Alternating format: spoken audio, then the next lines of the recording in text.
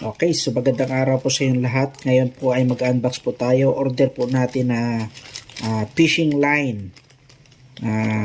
Stainless swivel. So wag na natin patagalin. Buksan na po natin ito.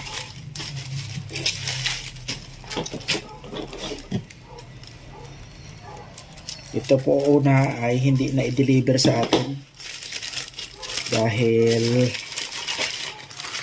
yung rider po ay umalis agad. Kaya ngayon lang po natuloy.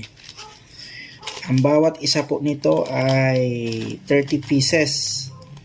30 pieces po ito. Kaya dalawa po ang binili natin para hindi tayo lugi sa shipping fee. Kasi lugi tayo sa shipping fee kapag konti lang yung binili natin. Yan. 102 lang po ito. Itong dalawa. 102 lang. 102 lang po itong dalawa.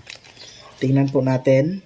Ito po ang capacity nito ay ang nakalagay po doon ay 20 kilos ba yung capacity nito? Ano? Yan. Parang nasa 20 kilos. Kaya doon to kung tama yun.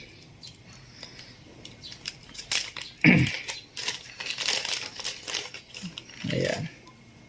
Ito po. Sabi nila stainless daw to. Sana nga stainless.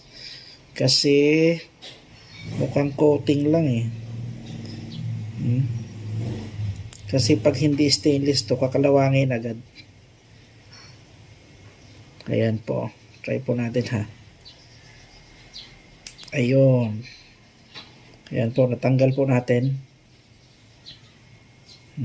Yung mahigpit siya. Hindi siya basta-basta natatanggal. Ganda niya.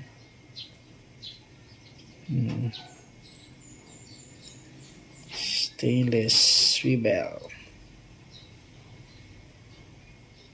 Ibabalik natin ganito lang.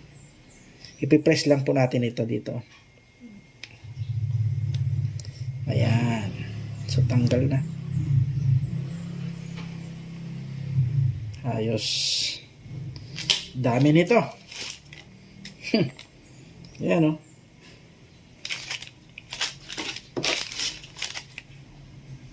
Karami.